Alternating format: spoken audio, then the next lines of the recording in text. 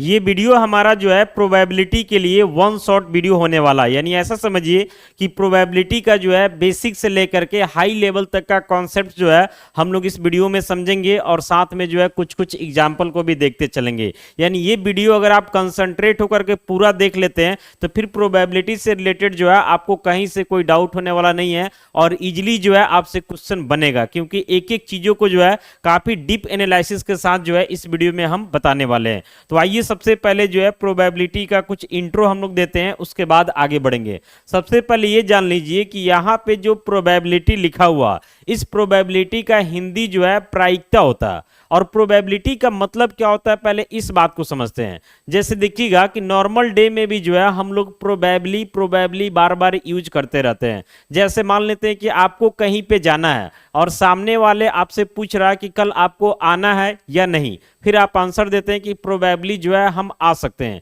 Probably का मतलब जो है एक तरीका से आप संभावना बता रहे हैं कि हम आ सकते हैं, यानी आने का अभी भी जो है 100% गारंटी नहीं है। मैथमेटिक्स में क्या होता है कि कोई भी चीज का अगर पॉसिबिलिटी बताया जा रहा, अगर वो पॉसिबिलिटी 100% नहीं है तो उसको जो है कंफर्म नहीं माना जाता। जैसे मान लेते हैं कि नॉर्मल कोई पेशेंट है और किसी डॉक्टर के पास इलाज करा रहा और डॉक्टर बोल रहा है कि ये पेशेंट बचने का जो है संभावना 90% है, तो आपको सुन करके लग रहा है कि चलो ज्यादा संभावना है बचने का, लेकिन इसका मतलब ये नहीं कि 90% पॉसिबिलिटी है तो वो आदमी बच ही जाएगा, इसका गारंटी नहीं है, क्योंकि अभी भी 10% पॉसिबिलिटी ऐसा है जिसमें वो आदमी जो है नहीं बच सकता।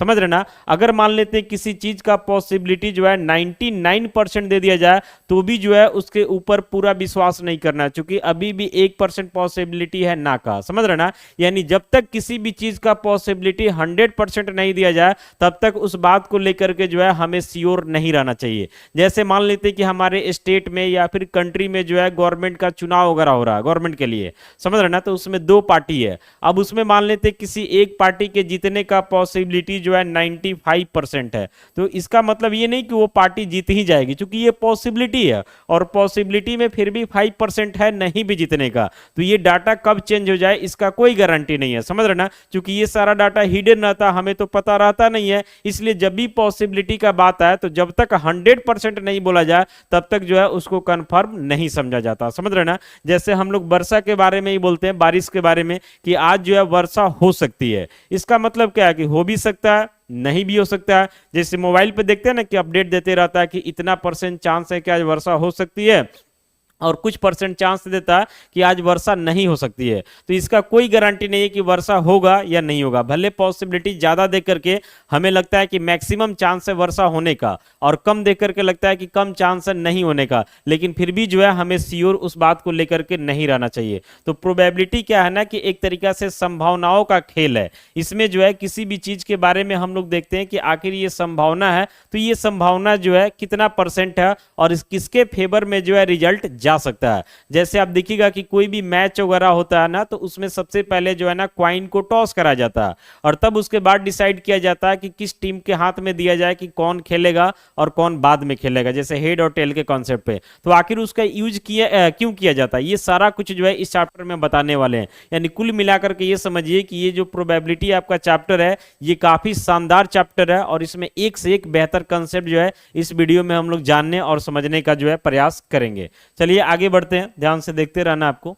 आगे हम लोग आते हैं तो सबसे पहले जो है प्रोबेबिलिटी को डिफाइन करते हैं। तो प्रोबेबिलिटी के बारे में आपको शुरू में ही बोले कि प्रोबेबिलिटी का मतलब जो है प्रायिकता होता है और इसमें जब तक 100% किसी चीज का पॉसिबिलिटी नहीं दिया जाए तब तक उस बात को लेकर के जो है हमें श्योर नहीं रहना है। प्रोबेबिलिटी को डिफाइन करते हैं तो इसको बोल सकते हैं कि it is a concept which numerically measures the degree of certainty of the occurrence of the events. यानी प्रोबेबिलिटी क्या होता है कि कोई भी इवेंट्स का आने का क्या पॉसिबिलिटी है उसके एक तरीका से जो है कहीं ना कहीं मेजरमेंट करता है न्यूमेरिकल तरीका से और पॉसिबिलिटी बताता है कि कितना पॉसिबिलिटी आपके फेवर में है और कितना पॉसिबिलिटी जो है आपके फेवर में नहीं है। विशेष आगे बढ़ेंगे तो और ज्यादा क्लियर होगा एक एक चीज।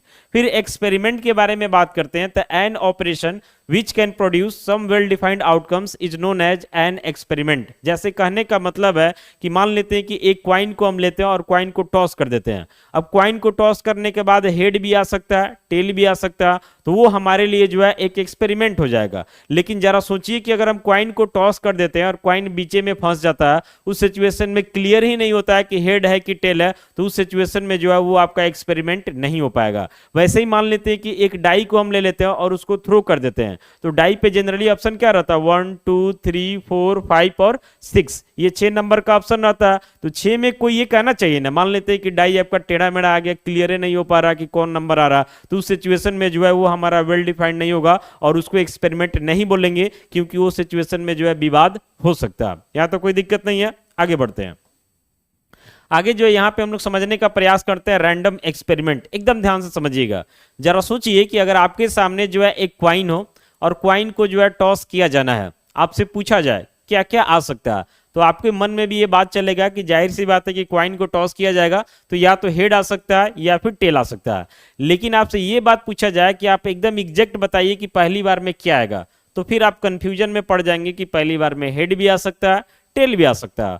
हो सकता है कि मान लेते हैं आप बोलते हैं कि हेड आएगा और आपका लक सही है, हेड आ जाए, लेकिन इसका कोई गारंटी थोड़ी है कि आप जो बोल दीजिएगा वो आ ही जाएगा। तो रैंडम एक्सपेरिमेंट का मतलब क्या होता है कि ऑल पॉसिबल आउटकम्स आपको पता होता है कि क्या क्या हो सकता है, लेकिन एग्जैक्ट क्या होगा ये बात आपको पता नहीं होता है। जैसे डाई के बारे में ही बात करते हैं, जो वही जो लूडो वाला डाई होता है जिसको हिंदी में पासा बोलते हैं, अगर उसको आप थ्रो करते हैं तो आपके मन में भी ये बात पता है कि 1 2 3 4 5 6 इसी में से कोई एक नंबर आएगा, लेकिन एग्जैक्ट कौन आएगा पहली बार में ये बात का आपको जानकारी नहीं होता। तो ये भी जो है हमारे लिए एक रैंडम एक्सपेरिमेंट का काम करेगा। यानी इसको जब डिफाइन हम लोग करते हैं तो यहां से बोल सकते हैं कि an experiment in which all possible outcomes are known and the exact outcome cannot be predicted in advance is known as random experiment। यानी रैंडम एक्सपेरिमेंट का मतलब ये होता है कि पहले से आपको पता होता है कि क्या क्या आउटकम आ सकता है, लेकिन एग्जैक्ट कौन आउटकम आएगा ये बात आपको पता नहीं होता। तो इस टाइप के एक्सपेरिमेंट को हम लोग क्या बोलते हैं, तो रैंडम एक्सपेरिमेंट बोलते हैं। एग्जाम्पल के तौर पे जैसे कि यहाँ पे हमारा दिया हुआ कि टॉसिंग ए फेयर क्वाइन, मतलब एक क्वाइन को लेकर के अगर आप टॉस करते हैं तो उसमें आपको ये बात पता है कि हेड भी आ सकता है, टेल भी आ सकता है, लेकिन एग्जैक्ट कौन आएगा ये पता नहीं है, तो ये भी हमारे लिए एक रैंडम एक्सपेरिमेंट का काम करेगा। रोलिंग एन अनबायस्ड डाई, यानी डाई को अगर आप लेकर के जो है वही लूडो वाला जो डाई रहता है इसको अगर आप थ्रो कर देते हैं तो आपको पता है कि 1 2 3 4 5 6 में कोई एक आएगा, लेकिन एग्जैक्ट कौन आएगा इसका कोई इंफॉर्मेशन नहीं रहता, तो ये भी हमारे लिए रैंडम एक्सपेरिमेंट का काम करेगा। फिर drawing a card from A pack of well shuffled cards, जैसे प्लेइंग कार्ड के बारे में जानेंगे इस चैप्टर में हम लोग। प्लेइंग कार्ड हमारा टोटल 52 होता है, समझ रहे ना। तो सारे कार्ड के बारे में अगर आपको सही से जानकारी है तो किसी एक कार्ड को निकालिएगा तो आपको पता है कि उसी में से कोई एक कार्ड आएगा, लेकिन एग्जैक्ट कौन आएगा ये बिना देखे जो है बता पाना पॉसिबल नहीं है, तो ये भी हमारे लिए रैंडम एक्सपेरिमेंट है। फिर picking up A ball from A bag of balls of different colours, मान लेते हैं कि हमारे पास एक बैग है और उसमें जो है 2-3 कलर का जो है कहीं ना कहीं कुछ कुछ बॉल रखा हुआ, तो आपको तो ये पता है कि इसमें कौन कौन कलर का बॉल रखा हुआ, बिना देखे निकालेंगे तो उसी में से कोई एक बॉल आएगा, लेकिन एग्जैक्ट कौन कलर आएगा ये बात आपको पहले पता नहीं होता, तो यही हमारा रैंडम एक्सपेरिमेंट होता है। यानी कुल मिलाकर के ये समझिए कि रैंडम एक्सपेरिमेंट का मतलब जिसमें आपको ये बात पता है कि क्या क्या हो सकता है, लेकिन एग्जैक्ट पहली बार में क्या होगा इसका कोई इंफॉर्मेशन नहीं रहता, तो इस टाइप के एक्सपेरिमेंट को हम लोग क्या बोलते हैं, तो रैंडम एक्सपेरिमेंट बोलते हैं। क्लियर है, बढ़ते हैं आगे। आगे यहाँ पे आते हैं तो सम इंपॉर्टेंट टर्म्स, कुछ टर्म्स है जो प्रोबेबिलिटी में हम लोगों को जानना जरूरी है। जैसे कि यहाँ पे हमने डाला हुआ सैंपल स्पेस। सैंपल स्पेस का मतलब क्या होता है कि जब भी कोई रैंडम एक्सपेरिमेंट हम लोग परफॉर्म करते हैं तो उसमें जो ऑल पॉसिबल आउटकम्स होता है ना उसको एक साथ हम लोग लिखते हैं, समझिए ब्रैसेजेस के साथ, और वही हमारे लिए जो है सैंपल स्पेस का काम करता है। और सैंपल स्पेस को जनरली जो है हम लोग कैपिटल एस से डिनोट करते हैं। जैसे मान लेते हैं कि एक क्वाइन के बारे में बात किया जाता है, एक क्वाइन को एक बार टॉस कीजिएगा तो हेड भी आ सकता है, टेल भी आ सकता है, तो यहाँ पे इसका सैंपल स्पेस हम लोग ऐसे लिखेंगे H, और ऐसे ब्रेसेज लगा देंगे। ये किसके लिए, तो एक क्वाइन के लिए, समझ रहे ना। ऐसे ही मान लेते हैं कि एक डाई को अगर हम थ्रो करते हैं तो सैंपल स्पेस में क्या क्या एलिमेंट आ सकता है, तो 1 2 3 4 5 6, यानी ऐसा समझिए कि सैंपल स्पेस में जितना भी पॉसिबल आउटकम्स होता है ये सबको जो है लिखा जाता नहीं, ये टोटल डाटा को एक साथ क्या करता है, तो रिप्रेजेंट करता है। आगे हम समझिए कि सभी क्वाइन के लिए, डाई के लिए सबका सैंपल स्पेस लिख करके जो आपको बताएंगे। बढ़ते हैं आगे, एकदम कंसंट्रेट बने रहना, कहीं कोई दिक्कत नहीं होगा। अब देखिए कुछ सिंपल स्पेस पे एग्जांपल हम लोग लेते हैं। जैसे यहाँ पे दिया हुआ कि टॉसिंग अ क्वाइन। टॉसिंग अ क्वाइन का मतलब होता है कि एक क्वाइन को आप लेते हैं तो उसमें एक तरफ हेड होता है और एक तरफ क्या होता है, तो टेल होता है। तो एक क्वाइन को लेकर के जो है एक बार आप क्या कर देते हैं, तो टॉस कर देते हैं, तो उसी को बोलते हैं टॉसिंग ए क्वाइन।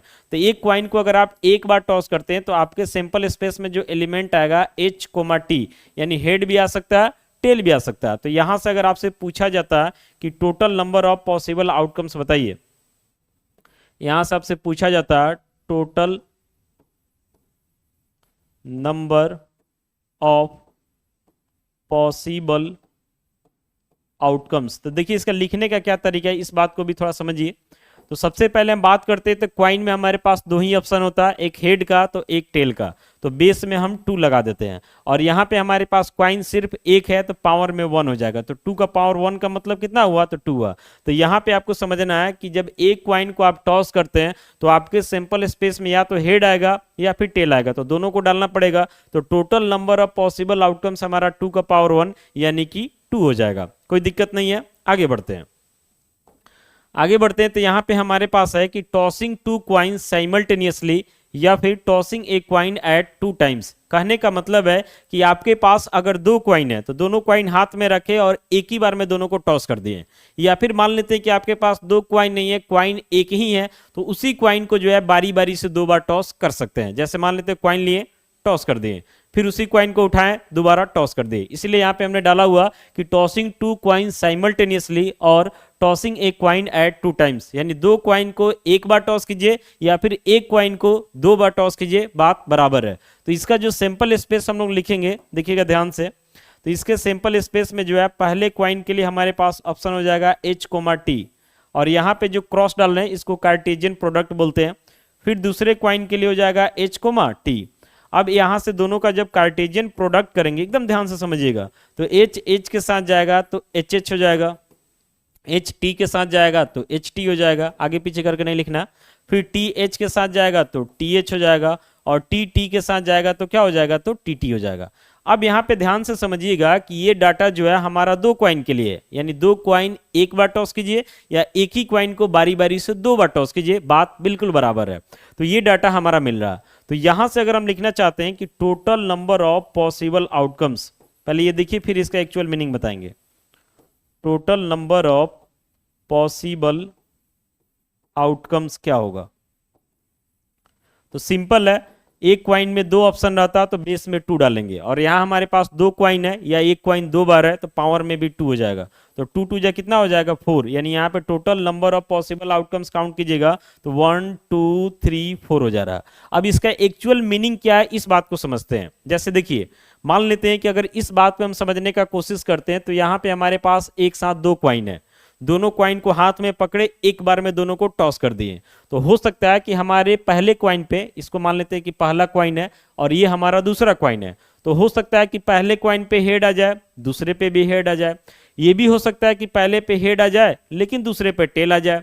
ये भी हो सकता है कि पहले पे टेल आ जाए, दूसरे पे हेड आ जाए, और ये भी हो सकता है कि पहले पे टेल आ जाए और दूसरे पे भी टेल हो जाए। मतलब ये टोटल जो है 4 पॉसिबिलिटी है, हालांकि आएगा इसमें से कोई एक ही, इसलिए लिखा जा रहा है कि total number of possible outcomes 4 हो गया। किसके लिए, तो जब 2 क्वाइन को एक बार टॉस करते हैं तो। और करके हम क्या लिखें कि tossing a coin eight 2 times. मान लेते हैं आपके पास 2 क्वाइन नहीं है, आपके पास एक ही क्वाइन है, तो उस सिचुएशन में क्या करेंगे कि इस क्वाइन को एक बार टॉस करेंगे, जो भी डाटा आएगा उसको लिख लेंगे, फिर उस क्वाइन को उठाएंगे और उसी को दोबारा टॉस कर देंगे। तो हो सकता है कि उस क्वाइन को पहली बार टॉस किए तो हेड आया और उठा करके दूसरी बार टॉस किए तो भी क्या आ जाए, हेड आ जाए, ऐसा हो सकता है।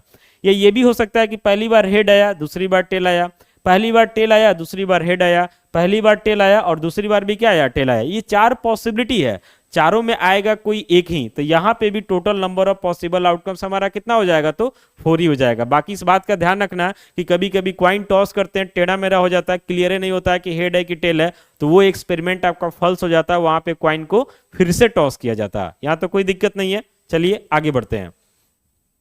आगे बढ़ते हैं तो अगला टॉपिक है यहाँ पे हमारे पास कि टॉसिंग 3 क्वाइन साइमल्टेनियसली। अब आपको आराम से समझ में आ रहा होगा कि 3 क्वाइन को एक बार लेके तीनों को एक बार में टॉस कर देना है। या फिर मान लेते हैं कि आपके पास 3 क्वाइन नहीं है, तो उस सिचुएशन में एक ही क्वाइन को जो है बारी बारी से आप 3 बार टॉस कर सकते हैं, समझ रहे ना, जैसे कि पीछे अभी बताएं। तो इस सिचुएशन में इसका जो सैंपल स्पेस होगा देखिएगा ध्यान से, तो पहले क्वाइन के लिए यहां से हो जाएगा H, T क्रॉस, दूसरे क्वाइन के लिए H, T फिर क्रॉस, तीसरे क्वाइन के लिए तो H, T डाल दिए। अब एक बार में तीनों का कार्टेशियन प्रोडक्ट नहीं निकलेगा, इसलिए पहले 2 का निकालेंगे फिर तीसरे के साथ करेंगे। तो यहां से हमारा S हो जाता, इसको एज इट इज रखते हैं H, T क्रॉस, यहां से आते हैं तो H के साथ जाएगा तो हमारा HH हो जाएगा, फिर H T के साथ जाएगा तो हमारा HT हो जाएगा, TH के साथ जाएगा तो TH हो जाएगा। आगे पीछे नहीं करना, जो पहले उसको पहले लिखे, जो बाद में उसको बाद में लिखे। फिर TT के साथ जाएगा तो क्या हो जाएगा, TT हो जाएगा। अब इसका कार्टेशियन प्रोडक्ट फिर इसके साथ होगा, और ध्यान रखना है कि जो पहले वो पहले ही रहेगा, जो बाद में रहेगा। जैसे H लेकर के जाते हैं तो सब में पहले लगेगा, T लेकर के जाएंगे तो सब में क्या लगेगा, पहले लगेगा। इसके साथ छेड़छाड़ नहीं करना, नहीं तो गड़बड़ हो जाएगा। तो ये H जो है ना, HH के साथ लेके आते हैं तो ट्रिपल H हो जाएगा। फिर इसी H को यहां लेकर के आते हैं तो HH T हो जाएगा। फिर H को यहां लेकर के आते हैं तो HTH हो जाएगा। ये सब डिफरेंट है। फिर H को यहां लेकर के आते हैं तो हमारा HTT हो जाएगा। H का काम तो हो गया। अब यहां से T को उठाते हैं और पहले वाले के साथ बिल्कुल वैसे ही जाएंगे। तो THH के साथ आएगा तो क्या बन जाएगा, THH। आगे पीछे किसी को नहीं लिखना है। फिर T जो है HT के साथ आएगा तो THT हो जाएगा। फिर यही T जो है TH के साथ आएगा तो TTH हो जाएगा आपका, THT फिर TTH, ठीक है। फिर T जो है TT के साथ आएगा तो ट्रिपल T हो जाएगा। अब इस तरीका से यहाँ पे total number of possible outcomes को अगर आप काउंट करते हैं तो देखिए यहाँ पे डाटा जो है आपको 8 मिल जाए। जैसे 1 हो गया, 2 हो गया, 3 हो गया, 4 हो गया, 5 हो गया, 6 हो गया, 7 हो गया और 8 हो गया। यानी यहाँ पे हम लिख सकते हैं कि टोटल नंबर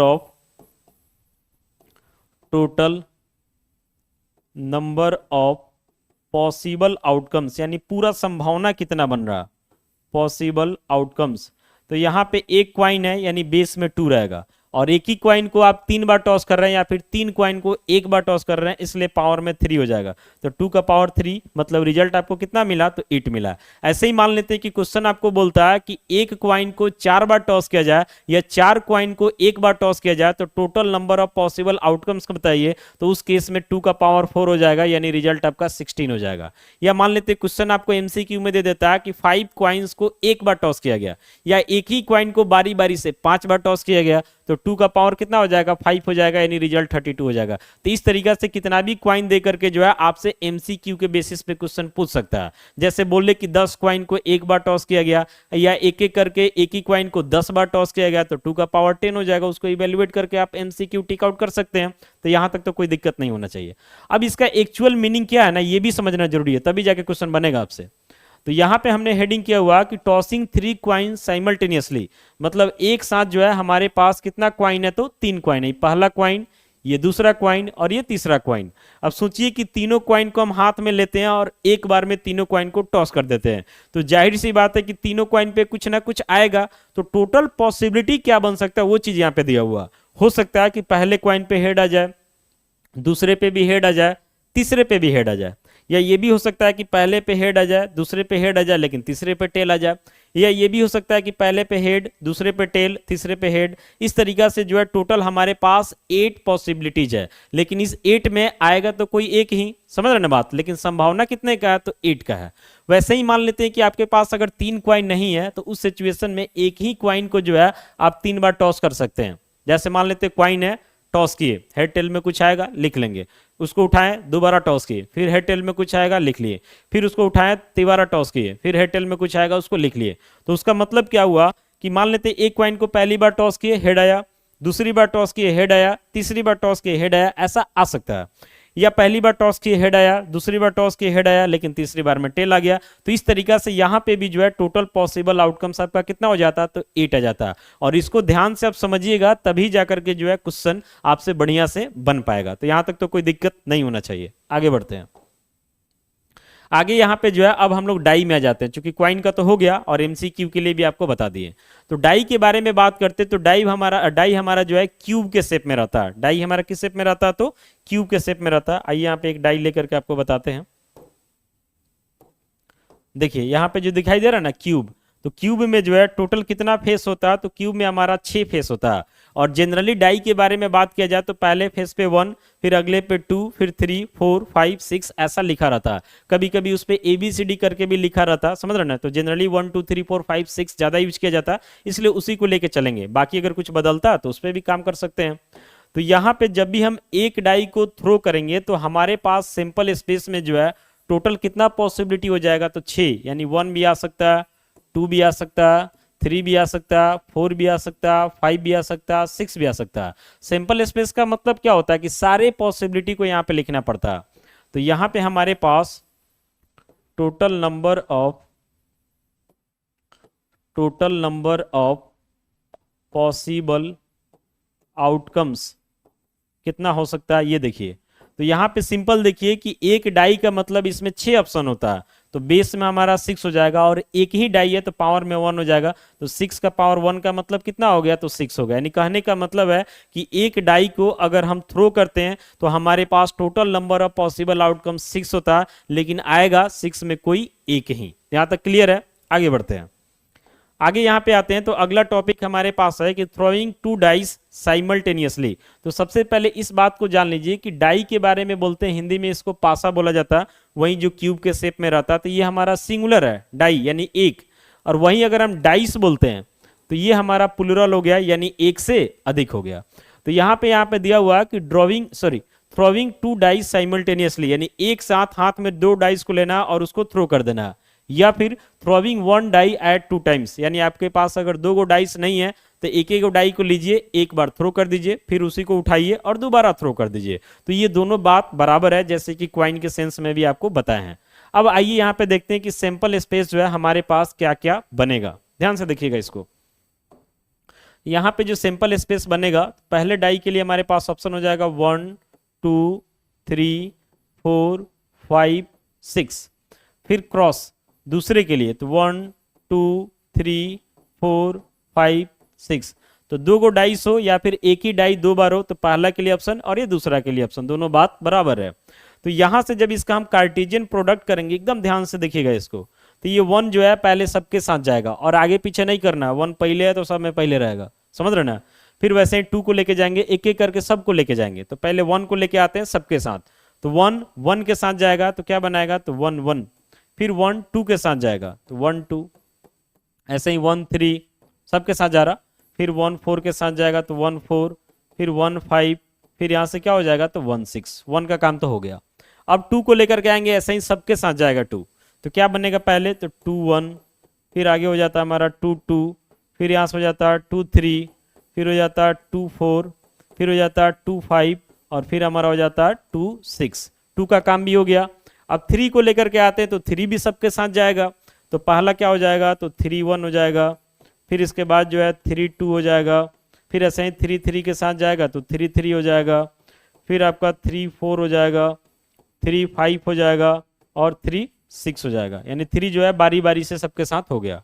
फिर 4 को लेके आते हैं तो 4 पहले 1 के साथ जाएगा तो 4 1 हो जाता है, 4 2 हो जाता है, 4 3 हो जाता है, फिर 4 4 हो जाएगा, 4 5 के साथ जाएगा तो 4 5 हो जाएगा, और 4 6 के साथ जाएगा तो क्या हो जाएगा? 4 6 हो जाएगा। फिर वैसे ही 5 को लेके आएंगे, ये भी सबके साथ जाएगा, तो 5 1 के साथ जाएगा तो 5 1 हो जाएगा। फिर आगे बढ़ते हैं तो 5 2 हो जाता, फिर हमारा 5 3 हो जाता, 5 4 हो जाता, 5 5 हो जाता, फिर हमारा जो है 5 6 हो जाता है। क्लियर है? ये सबको समझना बहुत जरूरी है, तब जाकर के क्वेश्चन जो आपसे सही से बन पाएगा। फिर 6 को लेके आते, ये भी सबके साथ जाएगा, तो हमारा 6 1 हो जाता, फिर 6 2 हो जाता, 6 3 हो जाता, फिर 6 4 हो जाता, 6 5 हो जाता, और लास्ट में जो आपका क्या हो जाएगा? तो 6 6 हो जाएगा। तो इस तरीका से ये टोटल आउटकम्स को अगर आप काउंट करते हैं तो ये हमारा एक आउटकम है, और ये हमारा दूसरा है, ये हमारा तीसरा है। इस तरीका से टोटल को काउंट कीजिएगा तो total number of possible outcomes जो है यहाँ पे आपको कितना मिल जाएगा? तो 36 मिल जाएगा। तो यहाँ से हम बगल में लिख देते हैं, जगह नहीं इसलिए नीचे साइड में लिखते हैं कि total number of total number of possible outcomes, तो बेस में हमारा 6 रहेगा, चूंकि एक डाई के लिए ऑप्शन 6 होता है, और यहाँ पे एक डाई को जो है 2 बार थ्रो किया गया या फिर 2 डाइस को जो है 1 बार थ्रो किया गया, तो पावर में 2 हो जाएगा, तो 6 का पावर 2 यानी 36। तो total number of possible outcomes हमारा कितना हो जाता है, तो 36। ऐसे ही क्वेश्चन बोलता है कि एक डाई को जो है 3 बार थ्रो किया जाए या फिर 3 डाइस को जो है 1 बार में थ्रो किया जाए, तो total number of possible outcomes MCQ के लिए, क्योंकि उतना लिखना पॉसिबल नहीं है, उतना लॉन्ग में आता भी नहीं है, एमसीक्यू में आ जाता है, तो 6 का पावर 3 हो जाएगा, उसको इवेल्युएट करके लिख सकते हैं। या फिर आपको बोला जाता है कि 4 डाइस को जो है 1 बार थ्रो किया गया या बारी बारी से एक ही डाई को 4 बार थ्रो किया गया, तो 6 का पावर 4। ऐसे ही 5 के लिए 6 का पावर 5। इस तरीके से total number of possible outcomes को आप लिख सकते हैं, और इस तरीके का क्वेश्चन एमसीक्यू में आता है। अब थोड़ा इसका मतलब समझिए क्या है। तो यहां पे मान लेते हैं कि हमारे पास 2 गो डाइस है, ये पहला डाइस है, ये दूसरा डाइस है। दोनों डाइस को हाथ में पकड़े और एक बार में जो है थ्रो कर दिए, तो हो सकता है कि पहले डाई पे जो है 1 आ जाए और दूसरे पे भी 1 आ जाए। ऐसा भी हो सकता है कि पहले पे 1 आ जाए लेकिन दूसरे पे 2 आ जाए, पहले पे 1 आ जाए लेकिन दूसरे पे 3 आ जाए, फिर पहले पे 1 दूसरे पे 4, पहले पे 1 दूसरे पे 5, पहले पे 1 दूसरे पे 6, या पहले पे 2 दूसरे पे 1। इस तरीका से होते हुए जो है लास्ट में 6 6 है, यानी पहले पे भी 6 दूसरे पे भी 6। तो आपके पास ये टोटल संभावना है, टोटल पॉसिबिलिटी है जो कि 36 है, लेकिन इस 36 में आएगा कोई एक ही। अब कौन आएगा ये आपको समझिए कि थ्रो करने के बाद पता चलेगा। या मान लेते हैं आपके पास एक ही डाई है, बारी बारी से उसको 2 बार थ्रो कर दिए, तो हो सकता है कि पहली बार थ्रो किए तो 1 आया और उसी को दोबारा थ्रो किए तो भी 1 आया, या पहली बार में 1 आया दूसरी बार में 2 आया, पहली बार में 1 आया दूसरी बार में 3 आया। इस तरीका से टोटल जो है यहाँ पे भी कितना पॉसिबल आउटकम्स हो जाता है, तो 36 हो जाता है। तो ये डाटा आपको बढ़िया से पता होना चाहिए ताकि इससे रिलेटेड क्वेश्चन क्रिएट किया जाए तो आपको कहीं से कोई दिक्कत ना हो। चलिए आगे बढ़ते हैं। अब ये तो हमारा हो गया डाइस का कॉन्सेप्ट। अब इसके बाद जो है हम लोग प्लेइंग कार्ड में आते हैं। अब देखिए होता क्या है कि मैक्सिमम स्टूडेंट जो है ना प्लेइंग कार्ड्स के कॉन्सेप्ट में काफी ज्यादा कंफ्यूज रहते हैं, लेकिन ये वीडियो में जो है प्लेइंग कार्ड को हम इतना बढ़िया से एनालिसिस कर देंगे ताकि प्लेइंग कार्ड से रिलेटेड अगर आपके सामने क्वेश्चन है तो आप इजीली जो है क्वेश्चन को सॉल्व कर सकते हैं, क्योंकि मेन इसका डिस्ट्रीब्यूशन होता है, क्लासिफिकेशन होता है। अगर ये बढ़िया तरीका से कर दिया जाए तो जाहिर सी बात है कि आपको कहीं से कोई कंफ्यूजन नहीं होगा। तो देखिए आते हैं यहाँ पे प्लेइंग कार्ड्स के बारे में बात करते हैं। प्लेइंग कार्ड्स वही ताश वाला जो होता है, तो इसमें जो है टोटल नंबर ऑफ कार्ड्स हमारा 52 होता है। एकदम ध्यान से समझिएगा, टोटल कार्ड्स कितना होता है, तो 52। और इस 52 को जो है ना 4 ग्रुप में बांट दिया जाता है और बराबर बराबर। तो जाहिर सी बात है कि 52 को अगर आप 4 से डिवाइड कीजिएगा तो 13 आएगा। तो ये जो 4 ग्रुप बढ़ता है ये सब में 13 कार्ड आ जाता है। जैसे पहला ग्रुप हमारा स्पेड्स हो गया, इसमें हमारा 13 कार्ड आ जाता है। इसके बाद हर्ट्स हो गया, इसमें भी हमारा 13 कार्ड्स आ जाता है। इसके बाद हमारा डायमंड्स हो गया, इसमें भी हमारा 13 कार्ड्स आ जाता है। और इसके बाद हमारा क्लब्स हो गया, इसमें भी हमारा 13 कार्ड्स आ जाता है। अब इसमें ध्यान रखना है कि स्पेड्स का जो है ये हमारा एक तरीका से सिंबल है, यानी कि डायग्राम है। तो ये सिंबल ध्यान रखना है आपको कि ये स्पेड्स का है। ये किसका है सिंबल, तो ये हर्ट्स का है, ये आपका डायमंड्स का, और ये आपका क्लब्स का है। यहां तक कोई दिक्कत नहीं है, टोटल 4 ग्रुप आप समझ गए। अब इस 4 ग्रुप में क्या होता है कि 2 ग्रुप को जो है ना ब्लैक कलर से बनाया जाता है और 2 ग्रुप को जो है रेड कलर से बनाया जाता है। यानी कार्ड के पीछे देखिएगा ना तो स्पेड्स जो है ब्लैक में बना रहता है, फिर क्लब्स भी जो है ब्लैक में बना रहता है, बाकी हर्ट्स और डायमंड किस में बना रहता है, तो रेड में बना रहता है। यानी ध्यान रखना है कि स्पेड्स का कलर ब्लैक होता है, क्लब्स का कलर ब्लैक होता है, डायमंड्स का कलर तो रेड होता है, हर्ट्स का कलर तो रेड होता है, और सब में कितना कितना कार्ड है, तो 13 कार्ड है। तो इस तरीका से आपसे पूछा जाए कि टोटल नंबर ऑफ सिर्फ रेड कार्ड बताइए, तो जाहिर सी बात है कि रेड का 2 ग्रुप है 13 का, यानी 26 कार्ड्स हो जाएगा। अगर आपसे पूछा जाता है कि total number of black cards बताइए, तो ये भी 13 यानी कि 26 हो जाएगा, और सारा मिला करके कितना हो गया, तो 52 हो गया। चलिए आगे बढ़ते हैं इसमें, और ये काफी डीप में बताएंगे तो ध्यान से देखिएगा सब कुछ।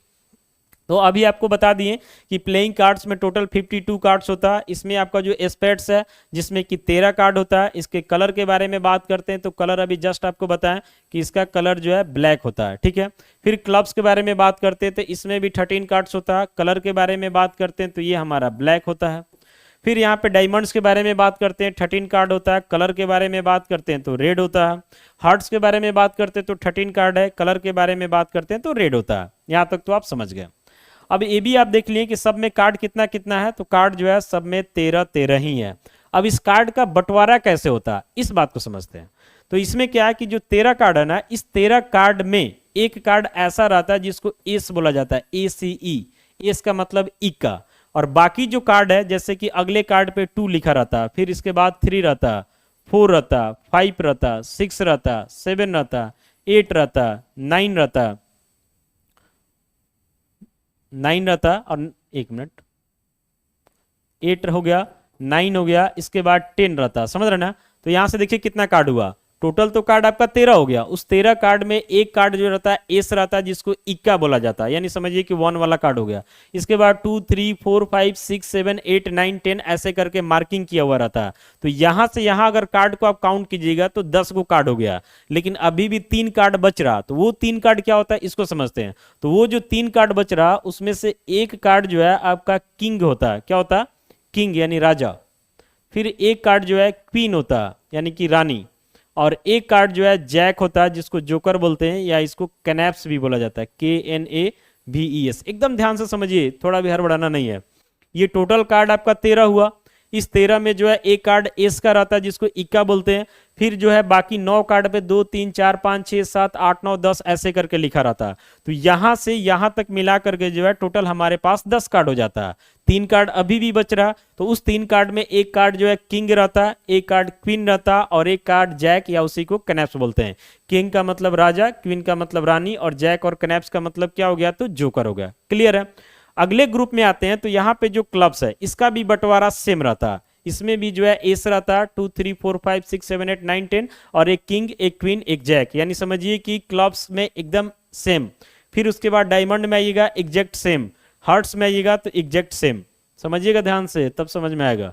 यानी कुल मिलाकर के समझिए कि जैसे बंटवारा आपका स्पेड्स का, वैसे ही बंटवारा क्लब्स का, वैसे ही डायमंड्स का, वैसे ही हार्ट्स का। यानी ऐसा समझना कि जैसे इसमें एक एस है, तो इसमें भी एगो एस है, इसमें भी एगो एस है, और इसमें भी एगो एस है। इसमें 2 3 4 5 6 7 8 9 10 सब एक एक है, तो वैसे ही ये सब में एक एक है। फिर इसमें एक किंग है, तो यहाँ पे जो क्लब है उसमें भी एक किंग है, डायमंड में भी एक किंग है, और आपका हार्ट में भी एक किंग है। फिर इसमें क्वीन है स्पेड्स में, तो आपका जो है क्लब में भी क्वीन है, डायमंड में भी क्वीन है, हर्ट में भी क्वीन है। फिर इसमें जैक या कैनैप्स है, तो इसमें भी है, इसमें भी है, इसमें भी है। यानी बंटवारा में कहीं से कोई डिफरेंस नहीं है, सबके लिए बंटवारा क्या है, तो सेम है। इतना बात समझ गया। अब यहाँ पे एक कंसेप्ट और आता है आपका फेस कार्ड का। ये क्वेश्चन बनाएगा ना तो मिलेगा सब। फेस कार्ड्स का कंसेप्ट आता है। तो फेस कार्ड में कौन कौन आता है, इस बात को समझिए। तो फेस कार्ड में जो है आपका किंग आता, क्वीन आता, और जैक आता है। जैक का और में नेम याद रखिएगा, कैनैप्स भी बोलते हैं। यानी फेस कार्ड के बारे में बात करते हैं तो फेस कार्ड में किंग भी आता, क्वीन भी आता, जैक भी आता। तो जरा सोचिए कि आपसे टोटल किंग पूछा जाए, तो 4 ग्रुप है और सभी ग्रुप में जो है एक एक किंग है। तो कितना किंग हुआ हमारे पास टोटल किंग, तो 4 किंग हुआ। फिर क्वीन के बारे में पूछा जाए तो सभी ग्रुप में एक एक क्वीन है, तो जाहिर सी बात है कि क्वीन भी हमारे पास 4 हुआ। जैक या कैनैप्स के बारे में पूछा जाएगा तो ये भी सब में एक एक है, तो ये भी 4 हुआ। तो इस तरीका से पूछा जाए टोटल तो 4 4 4 यानी कि कितना हुआ, तो 12 कार्ड्स हुआ। इस वजह से बोला जाता है कि फेस कार्ड जो है टोटल हमारे पास कितना होता है, तो 12 होता है। अब इसमें यह भी ध्यान रखना है कि 2 गो ग्रुप हमारा ब्लैक है और 2 गो ग्रुप हमारा रेड है। यानी ऐसा समझिए कि उस 12 में 6 कार्ड ऐसा होगा जो कि ब्लैक कलर का होगा, और 6 कार्ड ऐसा होगा जो कि रेड कलर का होगा। तो आइए, ये इसका तो डिस्ट्रीब्यूशन मेन यही डिस्ट्रीब्यूशन है, ये आप बढ़िया से समझ लिए ना, तो आगे कुछ भी लिखेंगे इस बेसिस पे तो आपको दिक्कत नहीं होगा। चलिए आगे लिखते हैं, ध्यान दीजिएगा। अब आते हैं यहाँ पे हम कुछ नोट्स वगैरह टाइप से लिखते हैं जो कि क्वेश्चन बनाने में आपको काम आएगा, समझ रहे ना। तो सबसे पहले पॉइंट में लिखते हैं टोटल नंबर ऑफ, टोटल हटाइए सीधे नंबर ऑफ करके लिखते हैं। यहां से लिखते हैं, एकदम ध्यान से देखिएगा। फर्स्ट नंबर में नंबर ऑफ स्पेड्स, यहां पे देखिए आपको जो बंटवारा किया गया, सबसे पहले स्पेड्स है, फिर क्लब्स है, फिर डायमंड्स है, फिर क्या हर्ट्स है। तो नंबर ऑफ स्पेड्स कार्ड्स अगर आपसे पूछा जाता है तो जाहिर सी बात है कि 13 होगा। कलर के बारे में बात करेंगे तो ब्लैक हो जाएगा। फिर आगे आते हैं नंबर ऑफ क्लब्स। डायग्राम तो सबका बता ही दिया, सिंबल याद रखना है। तो ये भी हमारा 13 होता है, कलर हमारा ब्लैक हो जाता है। फिर इसके बाद आगे आते हैं तो नंबर ऑफ हार्ट्स कार्ड्स, तो ये भी हमारा 13 होता है। कलर के बारे में बात करते हैं तो रेड होता है। फिर आगे लिखते हैं नंबर ऑफ कि सब रटना नहीं है, समझ लिए तो सब आराम से लिखाएगा। नंबर ऑफ डायमंड्स कार्ड्स, तो ये भी हमारा 13 होता है। कलर के बारे में बात करते हैं तो रेड होता है। फिर अगर आपसे पूछा जाता सीधे कि नंबर ऑफ ब्लैक कार्ड्स बताइए, तो ब्लैक कार्ड्स का आप देखें कि दो गो ग्रुप है। नंबर ऑफ ब्लैक कार्ड्स अगर आपसे पूछा जाता है तो ब्लैक कार्ड्स का क्या ग्रुप है, तो दो गो ग्रुप है। तो 13 + 13 यानी कितना हो जाएगा, तो 26 हो जाएगा। फिर अगर आपसे पूछा जाता है कि नंबर ऑफ, इस सब पे क्वेश्चन आता है एग्जाम में, ये समझना जरूरी है बढ़िया से। नंबर ऑफ रेड कार्ड्स अगर आपसे पूछा जाता है तो इसका भी दो गो ग्रुप है, तो 13 + 13 कितना हो जाएगा, तो 26 हो जाएगा। फिर आगे बढ़ते हैं। अगर आपसे यहां से पूछा जाता है कि नंबर ऑफ फेस कार्ड बताइए, तो फेस कार्ड्स में आपको क्या बताएं कि इसमें किंग आता है, क्वीन आता है और जैक आता है। तो 4 ग्रुप है, चारों में एक एक किंग यानी 4 किंग। फिर 4 ग्रुप है, चारों में एक एक क्वीन यानी 4 क्वीन। फिर 4 ग्रुप है, चारों में एक एक जैक यानी 4 जैक। तो 4 + 4 + 4 यानी कितना हो जाता है, तो 12 कार्ड्स हो जाता है। अगर इसमें कलर के बेसिस पे आपसे पूछा जाता है कि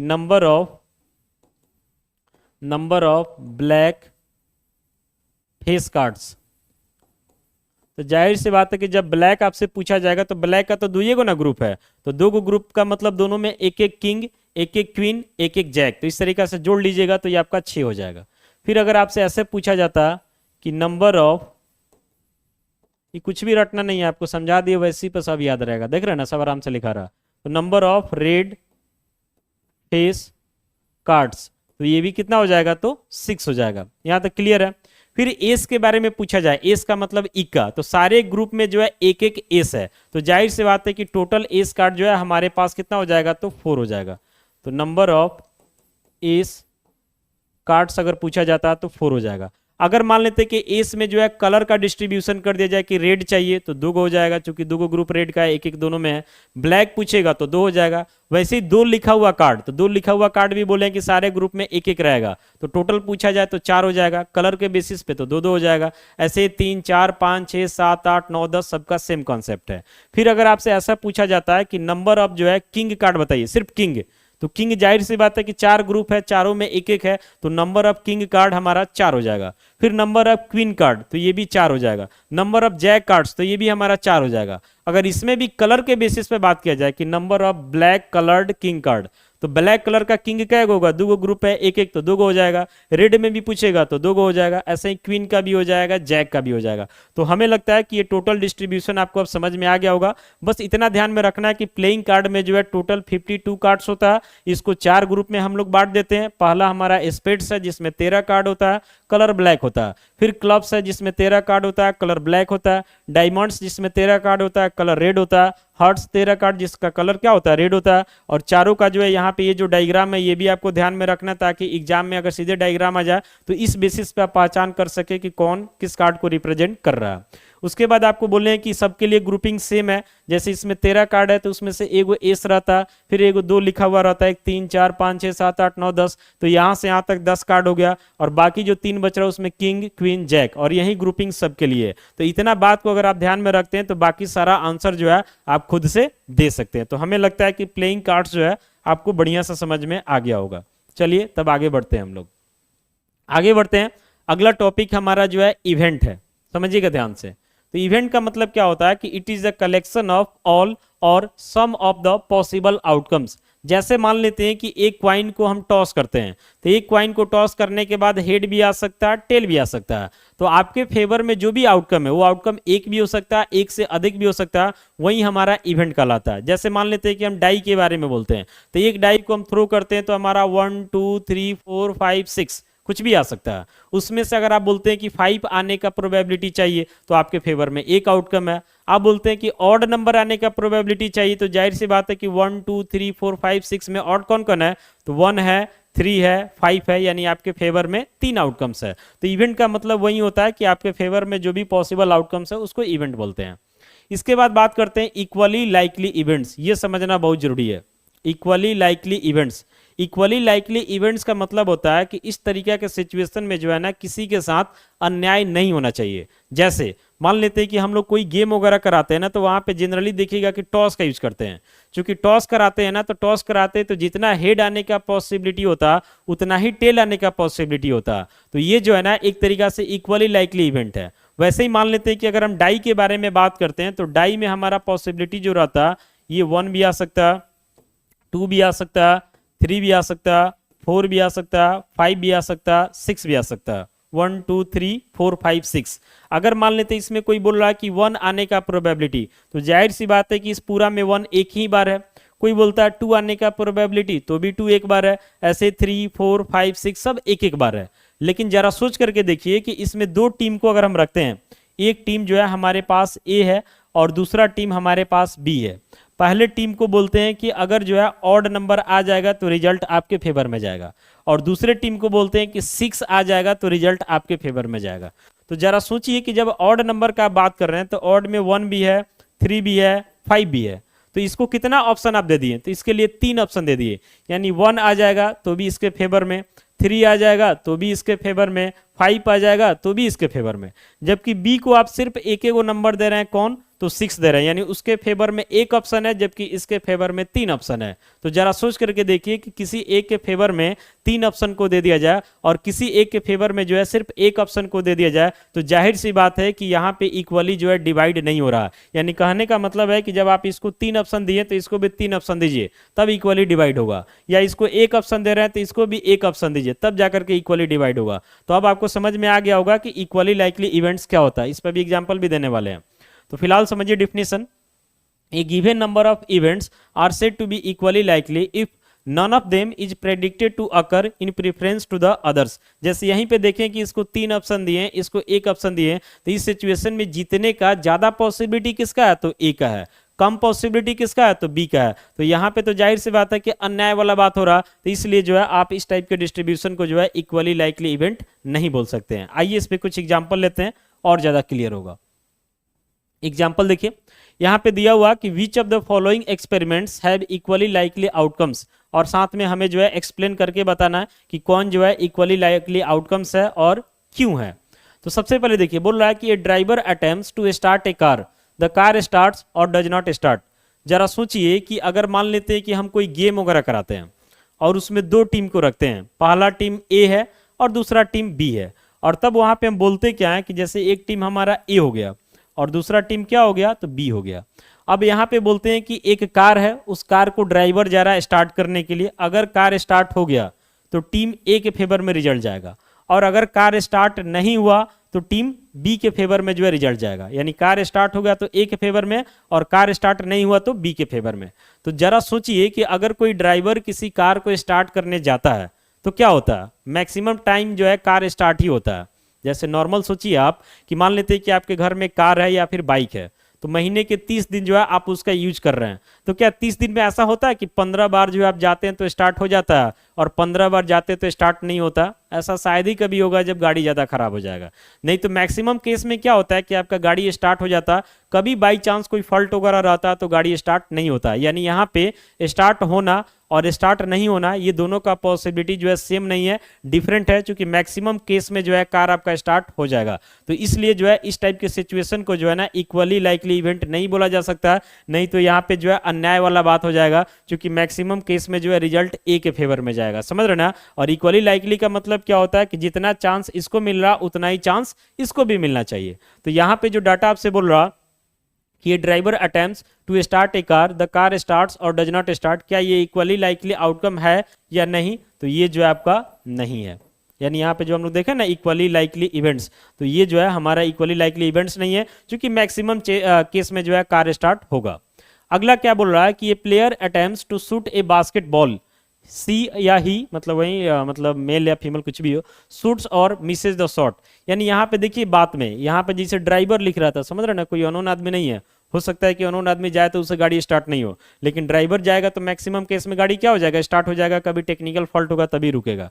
तो वैसे यहाँ पे प्लेयर लिखा हुआ है, इस बात पे भी ध्यान देना है। तो प्लेयर के बारे में बात कर रहा है कि प्लेयर जो है बास्केटबॉल खेल रहा है, तो जाहिर सी बात है कि जो प्लेयर है वो बास्केटबॉल को मैक्सिमम टाइम हिट जरूर कर देगा। अब भले वहां पे गोल करे ना करे वो अलग बात है, लेकिन कम से कम उसको हिट तो करेगा, यानी मारेगा जरूर, इतना तय है। और शायद ही कभी ऐसा सिचुएशन होगा कि उसको हिट नहीं कर पाएगा। जैसे मान लेते कोई क्रिकेटर है, उसके सामने बॉल आता है तो मैक्सिमम टाइम तो बॉल को हिट कर देता है, यानी बॉल को कम से कम मार देता है, टच कर देता है। अब छक्का चौका जाए ये बात हम नहीं बोल रहे हैं, लेकिन कम से कम मार तो देता है ना। ऐसा तो नहीं होता है कि उसको 10 बॉल कराया जाता है तो 5 बॉल को हिट करेगा और 5 बॉल उससे छूट जाएगा, ऐसा पॉसिबल नहीं है, शायद ही कभी कभी बॉल छूटता है। तो वैसे यहाँ पे भी क्या है कि प्लेयर का बात हो रहा है तो ये मैक्सिमम टाइम जो है बास्केटबॉल को हिट कर देगा या कर देगी, शायद ही कभी ऐसा होगा कि उससे हिट नहीं हो पाएगा। यानी यहाँ पे अगर मान लेते हैं कि 2 टीम है और बोल दिया जाता है कि बास्केटबॉल हिट हो गया तो आपके फेवर में रिजल्ट जाएगा और नहीं हुआ तो आपके फेवर में जाएगा, तो ये अन्याय वाला बात हो गया, क्योंकि यहाँ पे मैक्सिमम टाइम में जो है बास्केटबॉल हिट होगा। तो ये भी जो है हमारा इक्वली लाइकली नहीं है। अगले में आते हैं। अगला क्या बोल रहा है कि ये ट्रायल, इसी सब पे ध्यान देना है। ये trial is made to answer a true false question, the answer is right और रॉन्ग।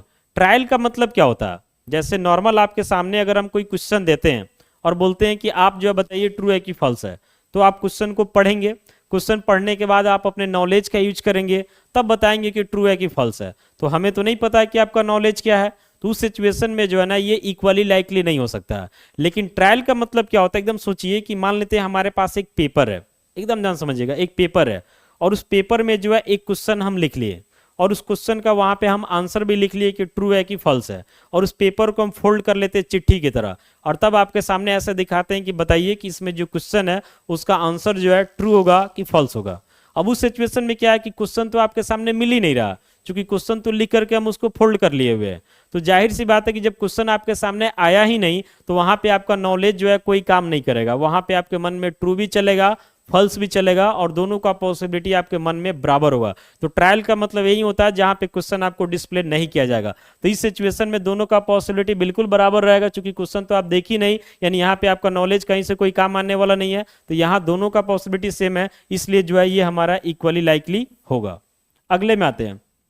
अगला क्या बोल रहा कि ये baby is born, it is a boy और ए गर्ल। जैसे मान लेते हैं कि कहीं पे जो है किसी का, समझिए कि जैसे मान लेते हैं कि ये रूम है और इसमें जो है किसी महिला का मान लेते हैं कि बेबी बॉर्न होता है, और वहां पे बॉय भी हो सकता है, गर्ल भी हो सकता है, और आप गेट से बाहर है, आपको कुछ नहीं बताया गया अंदर का इंफॉर्मेशन, और तब बाहर आपसे पूछा जाता है कि बताइए जो बॉर्न हुआ वो जो है बॉय है या फिर गर्ल है। तो जब आप कुछ जानते ही नहीं है तो आप कोई समझिए कि, समझ रहे ना, आपके मन में दोनों बात चलेगा, बॉय का भी चलेगा, गर्ल का भी चलेगा। अब हो सकता है संयोग से कि आप जो बोले वो बात सही हो जाए, लेकिन गारंटी थोड़ी है कि आप बोलिएगा वो बात सही हो जाएगा।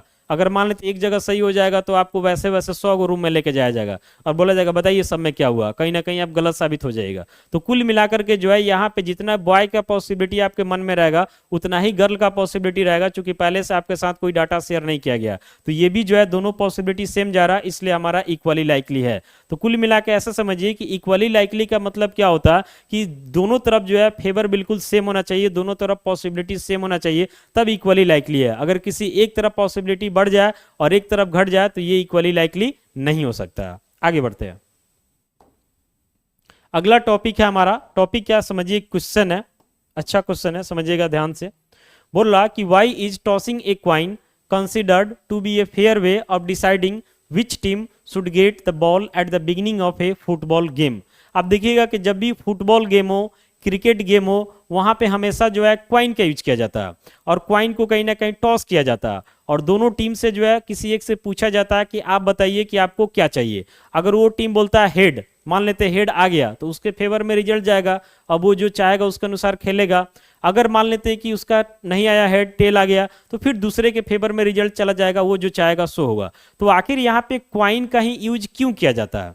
क्या यहाँ पे कार का यूज क्यों नहीं किया जाता कि चलो कार को स्टार्ट करते हैं, मान लेते एक टीम ए है और एक टीम बी है, समझ रहे ना, और सामने जो है यहाँ पे जो है एक कार लगा दिया गया, और तब बोला जा रहा है कि एक ड्राइवर को भेजते हैं, अगर कार स्टार्ट हो गया तो टीम ए के फेवर में रिजल्ट जाएगा, और कार स्टार्ट नहीं हुआ तो बी के फेवर में रिजल्ट जाएगा। तो बी बोलेगा कि नहीं ये स्टार्ट होने वाला कंडीशन हम ही को दे दीजिए, ए बोलेगा कि नहीं स्टार्ट होने वाला कंडीशन हम ही को दे दीजिए, क्योंकि सबको ये बात पता है कि मैक्सिमम केस में जो है कार क्या होगा तो स्टार्ट होगा। या फिर मान लेते कार खराब ला के रख दिया जाए तब तो जाहिर सी बात है कि मैक्सिमम केस में कार स्टार्ट नहीं होगा।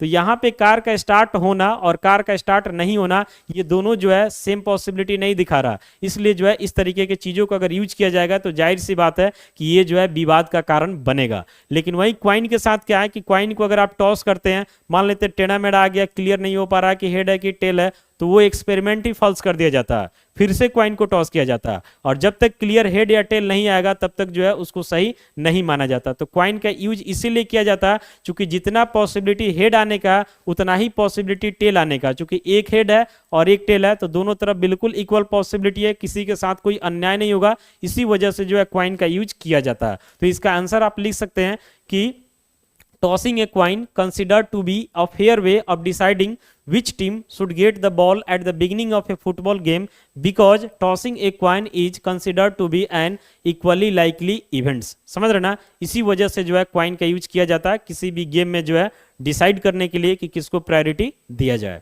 बढ़ते हैं आगे। अगला टॉपिक है यहाँ पे हमारा प्रोबेबिलिटी ऑफ एन इवेंट, यानी अब हम लोग जो है फॉर्मूला की तरफ बढ़ने वाले हैं। तो वन शॉट वीडियो है, थोड़ा लेंथी हो सकता है, लेकिन आपको कंसंट्रेशन बनाए रखना है ताकि आपको समझने में कहीं से कोई दिक्कत ना हो। तो देखिए यहाँ पे हेडिंग है हमारा प्रोबेबिलिटी ऑफ एन इवेंट। जरा सोचिए कि आप मान लेते हैं कि किसी सब्जेक्ट का एग्जाम देते हैं और वो सब्जेक्ट में जो है आपका 100 मार्क्स का पेपर है। समझिएगा ध्यान से, मान लेते हैं कि आप मैथ्स का एग्जाम देते हैं और आपका पेपर जो है हो रहा है, ये कितने मार्क्स का हो रहा है, तो 100 मार्क्स का हो रहा है, और इस 100 मार्क्स में जो है किसी स्टूडेंट का जो है 70 मार्क्स आ गया। तो इसको कैसे लिखा जाता है, तो इसको फ्रैक्शन में ऐसे लिखा जाता है 70/100। देखिएगा कि एग्जाम में ऐसे लिख करके आपको दे दिया जाता है। तो इसका मतलब हम लोग क्या समझते हैं 70/100 का मतलब, तो इसका मतलब हम लोग समझते हैं कि 70 आउट ऑफ 100, यानी जो 70 मार्क्स आया है ये कितने में आया है, तो 100 में आया है। मान लेते हैं किसी का 60 मार्क्स आ गया तो उसको क्या लिखते हैं, तो 60/100, यानी 60 मार्क्स आया है कितने में, तो 100 में। मान लेते हैं किसी का 0 मार्क्स ही आ गया तो 0/100 लिखते हैं। अगर निगेटिव मार्किंग वाला एग्जाम नहीं है तो 0 से कम मार्क्स आना पॉसिबल नहीं है। या मान लेते हैं किसी का पूरा 100 आ गया तो 100/100, यानी इसको समझते हैं कि 100 आउट ऑफ 100, कोई दिक्कत नहीं है। लेकिन अब ये सोच करके देखिए कि क्या ऐसा हो सकता है कि 120/100 यानी 120 मार्क्स आ जाए 100 में, तो ऐसा जो है पॉसिबल नहीं है, क्योंकि मैक्सिमम जो है 100 मार्क्स का एग्जाम है तो 100 में 100 आ सकता है, 100 से ज्यादा आना पॉसिबल नहीं है। यानी ऐसे समझिए कि जितना मार्क्स आता है उसको ऊपर डालते हैं और टोटल मार्क्स का जो एग्जाम हुआ उसको क्या डालते हैं, तो नीचे डालते हैं। समझ गए ना, तो इसी बेसिस पे जो है ना प्रोबेबिलिटी का फॉर्मूला भी आता है। आइए फॉर्मूला को लिखते हैं। तो यहां पे हम लोग बात कर रहे हैं प्रोबेबिलिटी ऑफ एन इवेंट। तो सबसे पहले देखिए कि इसको डिनोट कैसे करते हैं। तो प्रोबेबिलिटी ऑफ एन इवेंट को हम लोग पीई से डिनोट करते हैं। यहाँ पे जो पी लिखे हुए हैं ना, इसी को पढ़ते हैं हम लोग probability of an event E. क्या पढ़ते हैं इसको, probability of an event E. और इसके लिए फॉर्मूला आता है NE/NS। एस का मतलब बताएं आपको सैंपल स्पेस, समझिएगा ध्यान से, NE/NS। यानी यहाँ पे समझना है कि probability of an event E के लिए हमें जो फॉर्मूला मिला NE/NS, तो NE का मतलब होता है नंबर ऑफ फेवरेबल आउटकम्स, यानी आपके पक्ष में कितना आउटकम है उसको ऊपर डाला जाता है, और total number of possible outcome कहाँ डाला जाता है, तो नीचे डाला जाता है। तो इसलिए यहाँ पे हम लोग ऐसे भी लिख सकते हैं प्रोबेबिलिटी के लिए, यानी पीई को आपको बता दिए क्या पढ़ना, तो probability of an event E. तो इसके लिए फॉर्मूला हो जाता है नंबर ऑफ फेवरेबल आउटकम्स, यानी आपके पक्ष में कितना आउटकम्स है, बाई नीचे हो जाता total number of possible outcomes.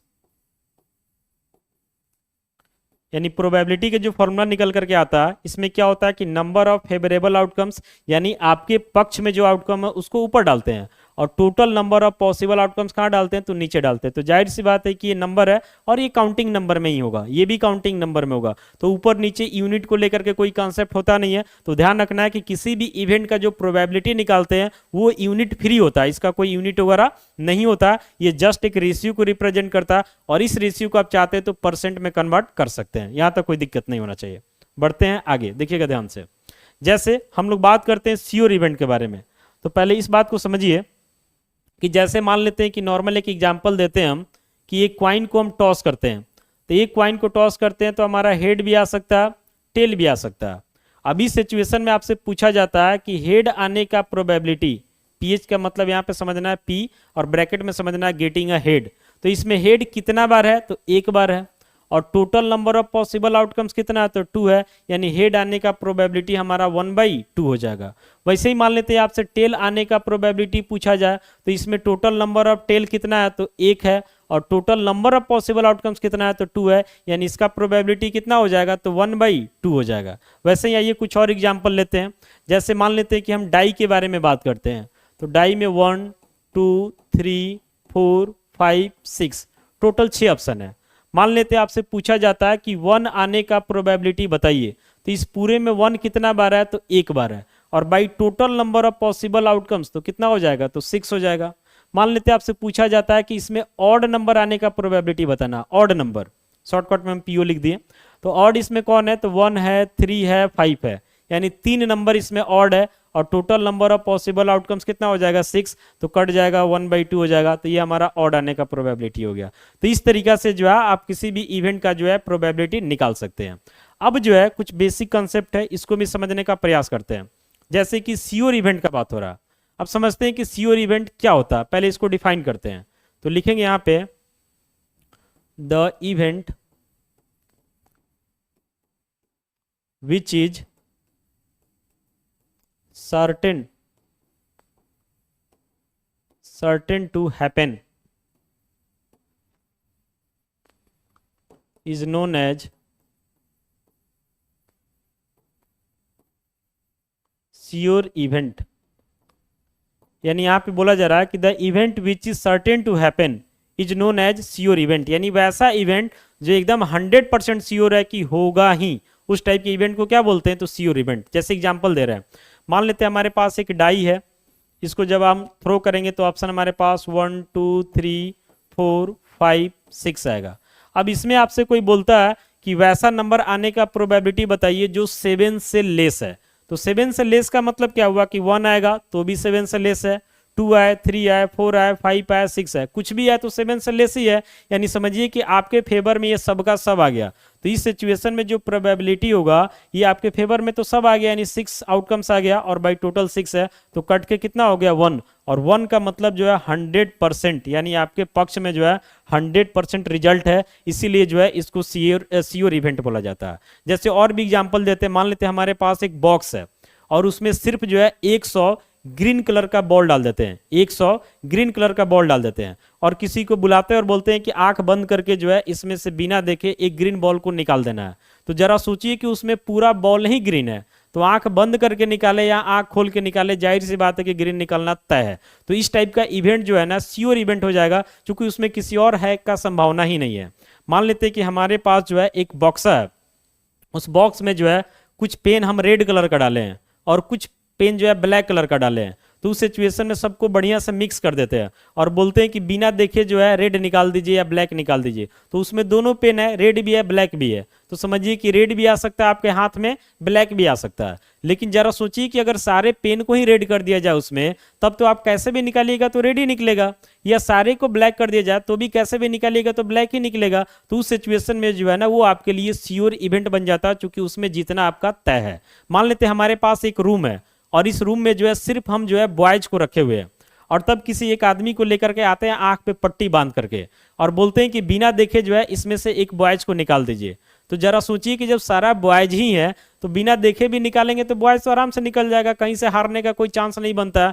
तो यही हमारे लिए जो है श्योर इवेंट हो जाता है। और श्योर इवेंट का जो प्रोबेबिलिटी होता है, इसमें क्या होता है कि टोटल आउटकम्स आपके फेवर में होता है और बाकी नीचे टोटल पॉसिबल आउटकम, तो ये दोनों सेम हो जाता है, तो कट के 1 हो जाता है। और 1 का मतलब 100%, चूंकि देखिए यहाँ पे 100% को अगर हम चाहें लिख सकते हैं तो 100, और परसेंट हटता है तो नीचे भी क्या आता है 100, तो कट के कितना हो जाएगा तो 1। तो 100% का मतलब 1 ही होता है, इसलिए हम लोग यहाँ से बोलते हैं कि जो श्योर इवेंट होता है ना इसका प्रोबेबिलिटी 1 होता है, क्योंकि इस सिचुएशन में टोटल का टोटल आउटकम्स आप ही के पक्ष में होता है।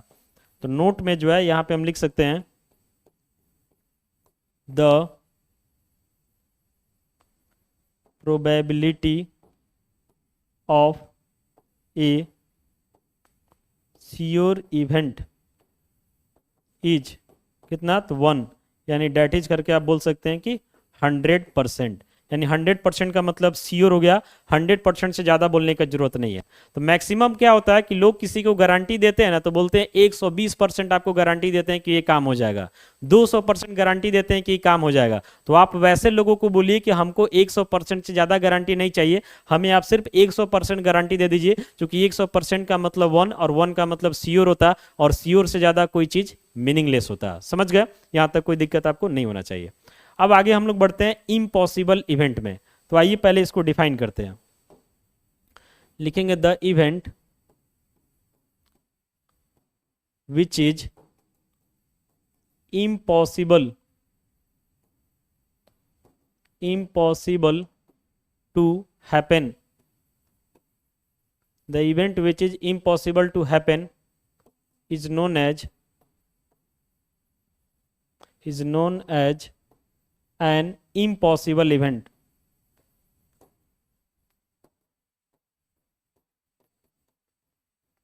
समझिएगा ध्यान से, यहां पे सीधे बोला जा रहा है कि the event which is impossible to happen is known as impossible event. Impossible to happen का मतलब क्या होता है कि जिसका होना संभव ही नहीं है। जैसे मान लेते हैं कि एक डाई को जो है थ्रो किया गया, और तब आपसे बोला जाता है कि 8 आने का प्रोबेबिलिटी बताइए, तो जाहिर सी बात है कि डाई में तो 8 होता ही नहीं है, उसमें तो 1 से लेके 6 तक ही होता है। तो उस सिचुएशन में आपके फेवर में सिर्फ 0 आउटकम है, और by total number of possible outcome 6, यानी रिजल्ट कितना आ जाएगा, तो 0 आ जाएगा। या आप इसी को जो है 0% बोल सकते हैं, यानी समझिए कि कुछ आना जो है पॉसिबल नहीं है। मान लेते हैं कि हमारे पास जो है एक क्लासरूम है, और इस क्लासरूम में जो है सिर्फ गर्ल्स को रखा हुआ, और तब आपके आंख पे पट्टी बांध करके भेजा जा रहा और बोला जा रहा कि बिना देखे इसमें से एक बॉयज को निकाल दीजिए। तो जरा सोच करके देखिए कि इसमें जब सिर्फ गर्ल्स है तो क्या बॉयज कभी निकल पाएगा? ये कभी भी संभव नहीं है, यानी आपके फेवर में कोई आउटकम ही नहीं है। मान लेते हैं कि एक भी बॉय होता तो हो सकता था कि आपके फेवर में वो आ जाए, लेकिन जब है ही नहीं तो जाहिर सी बात है कि पॉसिबल नहीं है, तो ये हमारे लिए इम्पॉसिबल इवेंट हो जाता है। मान लेते हैं हमारे पास कोई बैग है और उसमें सिर्फ रेड कलर का हम बॉल डाल देते हैं, और बोलते हैं आपके आंख पे पट्टी बांध करके कि बिना देखे जो है एक ग्रीन कलर का बॉल निकाल दीजिए। तो जरा सोचिए कि जब उसमें ग्रीन है ही नहीं है तो वो कभी निकल पाएगा? नहीं निकल पाएगा। तो वो सब जो है हमारे लिए क्या हो जाता है, तो इम्पॉसिबल इवेंट हो जाता है। तो यहां से हम लिख सकते हैं नोट में कि जो इम्पॉसिबल इवेंट होता है इसका प्रोबेबिलिटी 0 होता है। लिखेंगे the probability of N impossible event, यानी असंभव घटना, इज क्या होता है 0, यानी डेट इज करके आप इसी को क्या बोल सकते हैं, तो 0% बोल सकते हैं। तो कुल मिलाकर के आप ये समझ लिए कि जो हमारे लिए इम्पॉसिबल इवेंट है उसका प्रोबेबिलिटी 0 होता है, और जो हमारे लिए श्योर इवेंट है उसका प्रोबेबिलिटी 1 होता है। इम्पॉसिबल का मतलब जो हो ही नहीं सकता, और श्योर का मतलब जो 100% श्योर है कि होगा। और इसके अलावा बाकी जो प्रोबेबिलिटी हो गया ना, इसका जो प्रोबेबिलिटी होता वो 0 से ग्रेटर होता और 1 से लेस होता। इसी वजह से जो है यहाँ पे हम लोग लिखेंगे, ध्यान से देखिएगा, यहाँ पे हम लोग लिखेंगे कि चाहे कोई भी इवेंट हो उसके प्रोबेबिलिटी के बारे में अगर हम बात करते हैं तो उसका मिनिमम वैल्यू 0 होता या 0 से ग्रेटर होता, और मैक्सिमम वैल्यू 1 होता या 1 से क्या होता, लेस होता। तो यहां से हम P लिख रहे हैं, P का मतलब होता है probability of an event E।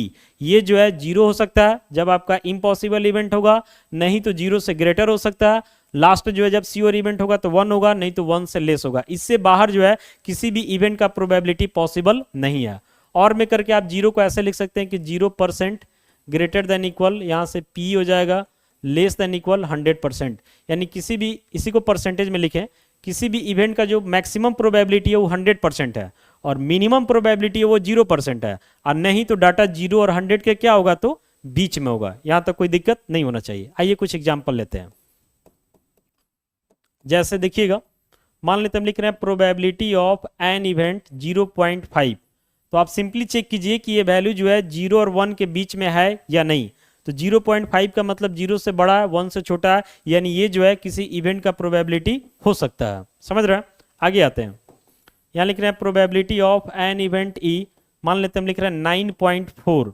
तो ये बताइए किसी इवेंट का प्रोबेबिलिटी हो सकता है कि नहीं? तो ये नहीं होगा, क्योंकि ये वैल्यू जो है 1 से बड़ा है और प्रोबेबिलिटी का मैक्सिमम वैल्यू 1 ही होता, तो ये आना जो है पॉसिबल नहीं है।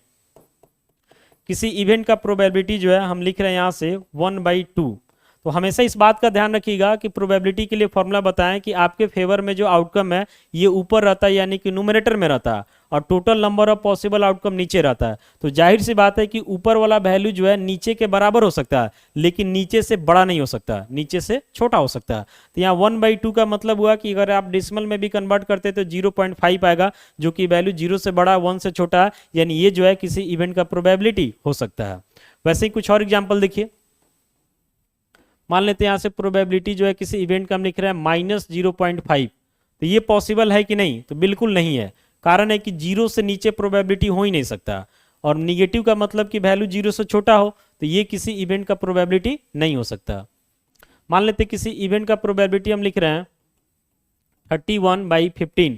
तो ये भी पॉसिबल नहीं है। 31/15 का मतलब क्या हुआ कि 31 आउटकम्स फ्रॉम 15। ये कैसे पॉसिबल है? जब total number of possible outcome 15 ही है तो उसमें से 31 तो मिलेगा नहीं आपको, तो ये जो है किसी इवेंट का प्रोबेबिलिटी नहीं हो सकता।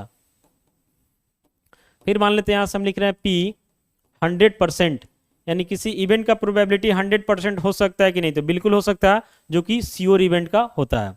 मान लेते हैं किसी इवेंट का प्रोबेबिलिटी हम लिख रहे हैं 150%। जैसे नहीं होता कोई गारंटी दे देता है एकदम 200% गारंटी दे रहे हैं काम कर देंगे, तो ये पॉसिबल नहीं है क्योंकि 100% से ज़्यादा कुछ होता ही नहीं है, वो सब मीनिंगलेस हो जाता है। तो ये 100% से ज़्यादा है यानी ये किसी इवेंट का प्रोबेबिलिटी नहीं हो सकता। इसलिए कोई भी आदमी से अगर कोई गारंटी आपको लेना है तो बोलिए सिर्फ 100% दीजिए, उससे ज़्यादा नहीं चाहिए। किसी इवेंट का प्रोबेबिलिटी जो है 0% हो सकता है कि नहीं? तो बिल्कुल हो सकता है। किसका होता है? तो इम्पॉसिबल इवेंट का होता है। तो इस तरीका से आप समझ गए कि किसी भी इवेंट का प्रोबेबिलिटी मिनिमम 0, मैक्सिमम 1 और नहीं तो वैल्यू जो है 0 और 1 के बीच में होगा। या परसेंटेज में लिखते हैं तो मिनिमम 0% यानी कि इम्पॉसिबल के लिए, मैक्सिमम 100% श्योर के लिए, और नहीं तो डाटा इसके क्या रहना चाहिए? बीच में रहना चाहिए। इससे बाहर कभी भी पॉसिबल नहीं है। आगे बढ़ते हैं। अब इंड होगा, ध्यान दीजिएगा। यहाँ पे हमारा टॉपिक है कंप्लीमेंट्री इवेंट।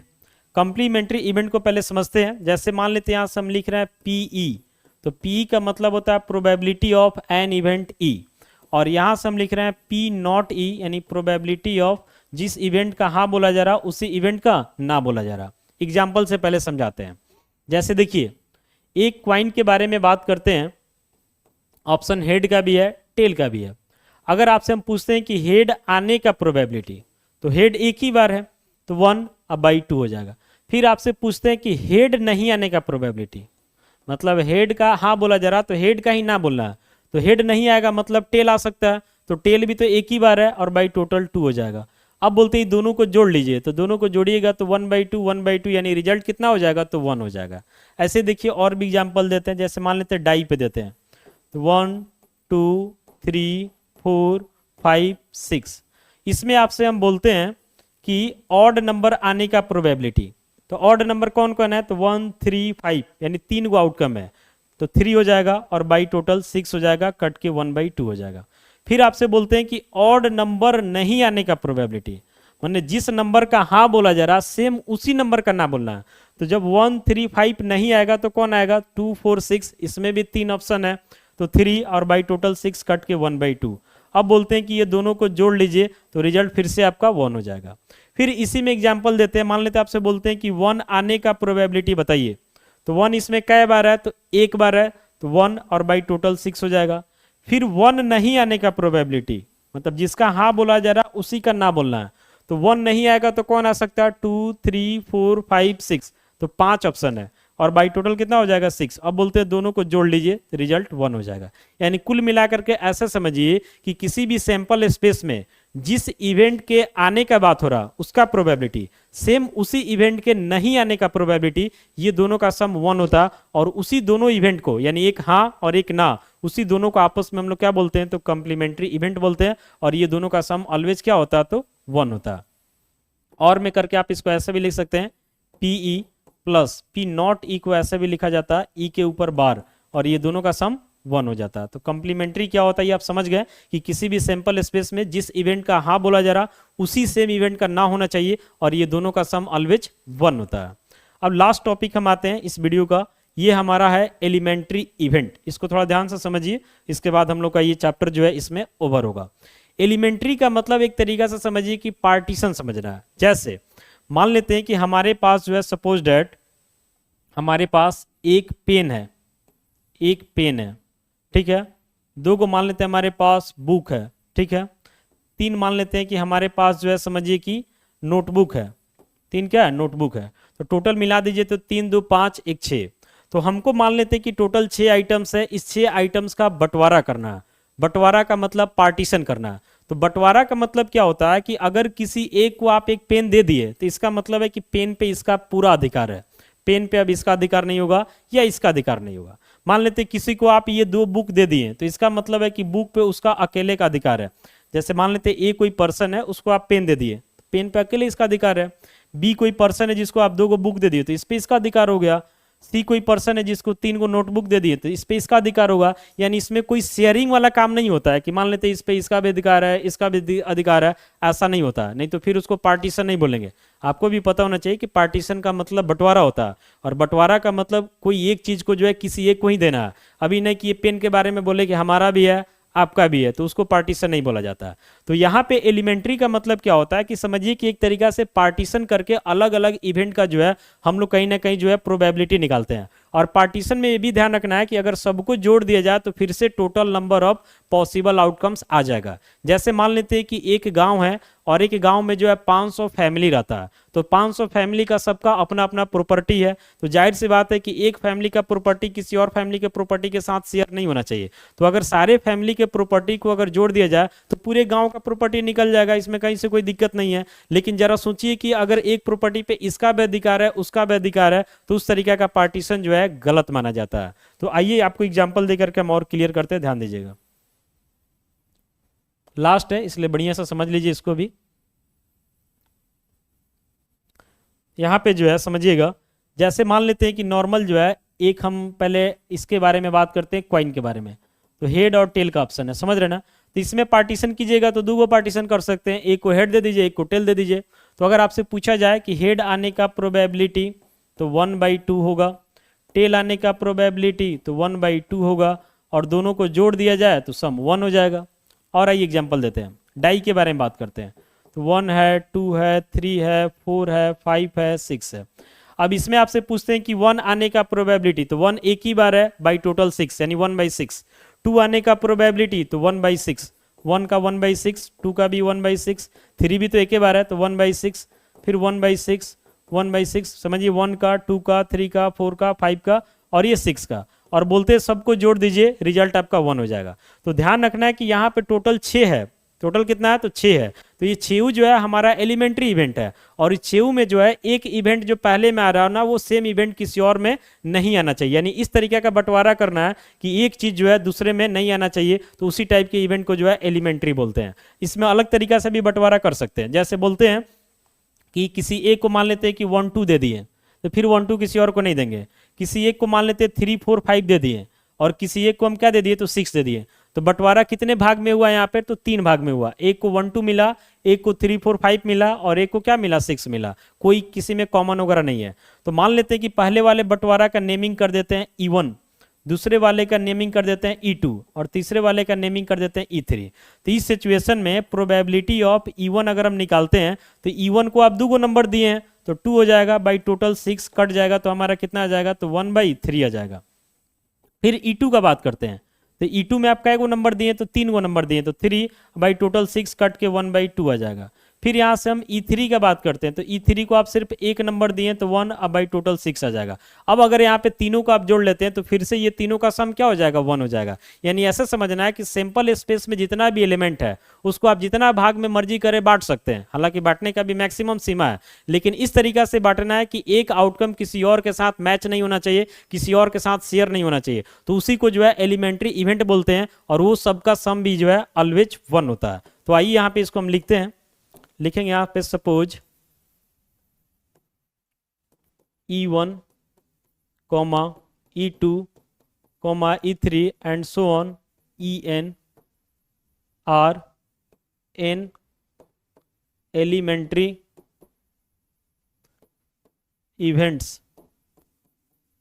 देन उस सिचुएशन में probability of E1 plus probability of E2 plus probability of E3 plus and so on plus probability of En, ये सबका सम कितना हो जाता? तो 1 हो जाता है। यानी आपको ध्यान रखना है कि अगर आपके पास जितना भी एलिमेंट्री इवन हो जाए तो इस तरीका से बंटवारा किया जाता है कि कोई बचे नहीं। अभी नहीं कि बंटवारा किए किसी नंबर को छोड़िए दिए, वैसा नहीं। बंटवारा का मतलब सब किसी ना किसी के पार्ट में चला जाना चाहिए और एक चीज एक से अधिक के पास शेयर नहीं होना चाहिए, तब जाके एलिमेंट्री बोलते हैं। तो अगर मान लेते हैं हमारे पास E1 E2 E3 and so on En, total n elementary event है, तो ये सभी के प्रोबेबिलिटी का सम ऑलवेज कितना होता? तो 1 होता है। तो इस वीडियो में हम लोग जो है प्रोबेबिलिटी का A to Z कॉन्सेप्ट काफी डीप एनालिसिस के साथ देखे हैं और हमें पूरा विश्वास है कि आपको बढ़िया सा समझ में आ गया होगा। बाकी कोई डाउट है तो कमेंट्स कीजिए। मिलते हैं अगले वीडियो के साथ। Thank you.